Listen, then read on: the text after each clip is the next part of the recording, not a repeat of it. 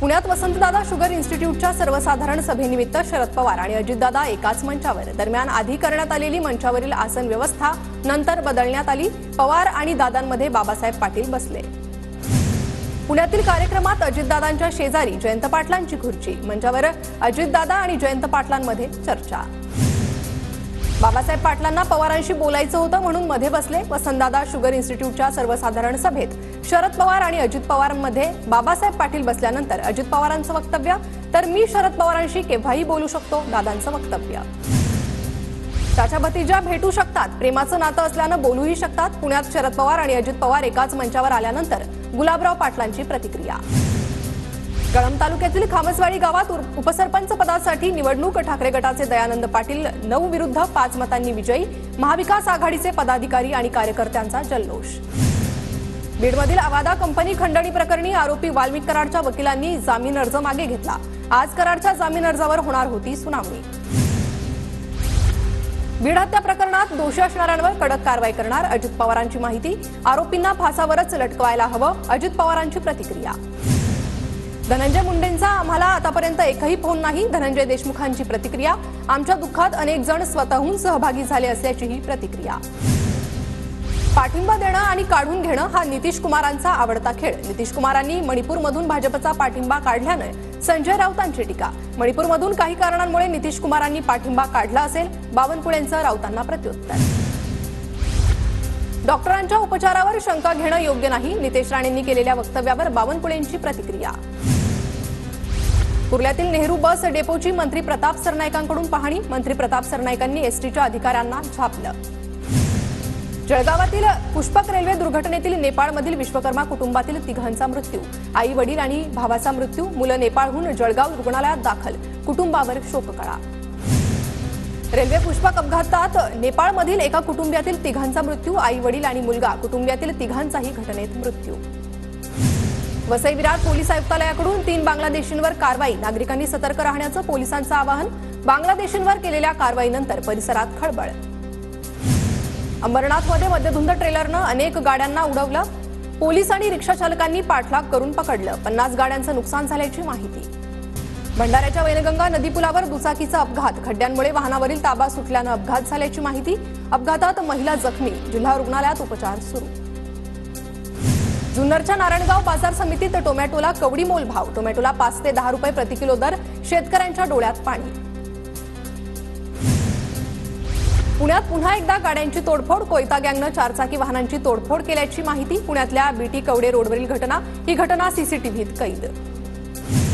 कोपरगावात बंदुकीचा आणि तलवारीचा धाक दाखवून दरोड्याचा प्रयत्न। ही घटना सीसीटीव्हीत कैद। मात्र स्थानिक नागरिकांनी दरोडेखोरांना चोप देत दरोड्याचा प्रयत्न हाणून पाडला। या प्रकरणी 4 आरोपींना अटक।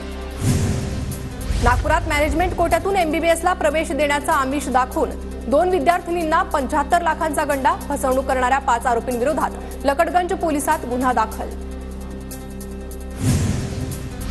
भंडाऱ्याच्या टाकळीत शेतकरी संघर्ष समितीचं चक्काजाम आंदोलन। शेती सर्वेक्षणात भ्रष्टाचार झाल्याचा शेतकऱ्यांचा आरोप। मुख्य सचिव सुजाता सैनिक यांची गडचिरोलीतील प्रशासकीय अधिकाऱ्यांसोबत आढावा बैठक। 2 आठवड्याच्या वर विकास कामं प्रलंबित ठेवू नये, मुख्यमंत्र्यांचे आदेश असल्याचं सुजाता सैनिक यांच्याकडून सूचना। नाशिकमध्ये आजपासून रणजी सामन्यांना सुरुवात। रोहित पवारांनी घेतला रणजी सामन्यांचा आनंद। महाराष्ट्र विरुद्ध बडोदा रंगणार पहिला सामना। नांदेडच्या नायगावमध्ये मनोहर मोरे यांना घट्ट मैत्रीची प्रचिती आली। मोटारसायकल हरवल्यानंतर मोरेंच्या मदतीला धावून आले पत्रकार संघातील मित्र। मित्रांनी गिफ्ट केली मोटारसायकल आणि हेल्मेट। पालघरच्या तलासरीमध्ये जिल्हास्तरीय कबड्डी स्पर्धेचं आयोजन। आमदार विनोद निकोलेंकडून पहिली सर्व्हिस करत स्पर्धेचं उद्घाटन। दापोली तालुक्यात माकडांचा उच्छाद। शेतकरी आणि नागरिक त्रस्त। वन विभागाकडून माकड पकडण्यासाठी मोहीम। नागपुरात दुचाकी चोराला अटक। त्याच्याकडून 2 दुचाकी हस्तगत। दारू पिण्यासाठी आरोपी चोरी करत असल्याची माहिती। इंदापुरात नगरकसनाचं विकास कामांकडे दुर्लक्ष। महत्वाच्या चौकातील शिल्पासह ज्येष्ठ नागरिक कट्ट्याच्या दुरुस्तीची मागणी। अमरावतीमधील जिल्हा स्त्री सामान्य रुग्णालयाची नवीन इमारत 5 महिन्यांपासून धुळखात। मनुष्यबळाला मंजुरी न मिळाल्यानं नवीन इमारत धुळखात। 5 महिन्यांपूर्वी इमारतीचं अजित पवारांच्या हस्ते उद्घाटन। गारगोटीमध्ये भर वस्तीत असलेल्या शासकीय विश्रामगृहाच्या जागेची विक्री। खरेदी विक्री व्यवहार पूर्ण करत महसूल विभागानं 7/12 नावावर करून दिल्यानंतरही सार्वजनिक बांधकाम विभागाला थांगपत्ता नाही।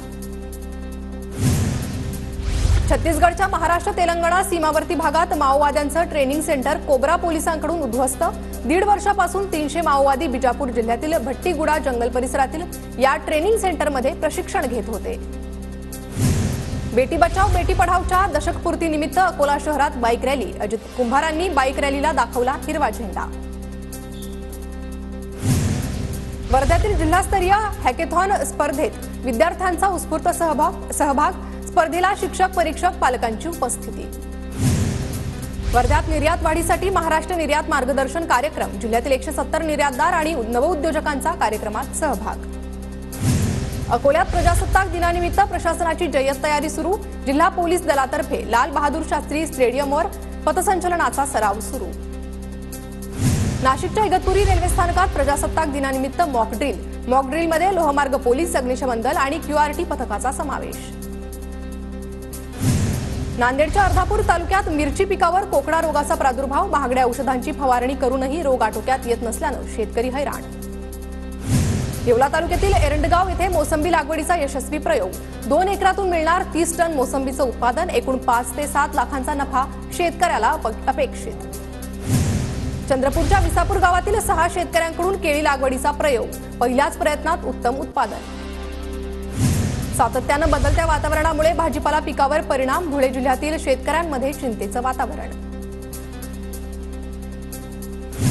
हिंजवडी ते शिवाजीनगर या महत्त्वाच्या मेट्रो मार्गाला आणखी 6 महिन्यांचा कालावधी लागण्याची शक्यता। मार्च 2025 पर्यंत मेट्रो धावण्याचे उद्दिष्ट संबंधित ठेकेदाराला पूर्ण करता आले नाही। 23 किलोमीटरच्या मार्गावर आणखी काही स्थानकांचे काम बाकी। गोंदियाच्या नवेगावात जुगार अड्ड्यांवर पोलिसांची कारवाई। 2,23,000 रुपयांचा मुद्देमाल जप्त। आरोपींच्या विरोधात गुन्हा दाखल। पोलिसांकडून तपास सुरू। धुळ्यातील शिंदखेडा तालुक्यात चोरट्यांची धुमाकूळ। नरडाणा गावात राष्ट्रवादीच्या सत्यजित सिसोदेंकडून सीसीटीव्ही कॅमेरे बसवण्यात आले। MBBSला प्रवेशाचा आमिष दाखवून 2 विद्यार्थिनींना 75 लाखांना लुबाडलं। 5 आरोपींविरोधात लकडगंज पोलीस ठाण्यात गुन्हा दाखल। पिंपरी चिंचवडमध्ये प्रेयसीने मित्रांच्या मदतीनं प्रियकराची हत्या केल्याची घटना उघड। अपघात असल्याचा बनाव रचण्यात आला होता, मात्र उपचारापूर्वीच प्रियकराचा मृत्यू। संक्रांतीच्या दिवशी दागिने पळवणारे दोघे गजाआड। संक्रांतीच्या दिवशी महिलांकडील दागिने चोरणाऱ्यांना सहकार नगर पोलिसांकडून अटक। 7 तोळे सोने आणि दुचाकी जप्त। वर्धा शहरात चोरीचे 2 गुन्हे उघड। दुचाकीसह 30,000चा मुद्देमाल जप्त। शहर पोलीस ठाण्याच्या गुन्हे प्रगटीकरण पथकाची कारवाई। जमिनीचे खरेदी खत न करता 22,72,000ची फसवणूक। रत्नागिरीतील सावकारासह एका वकिलाविरोधात शहर पोलीस स्थानकात गुन्हा दाखल।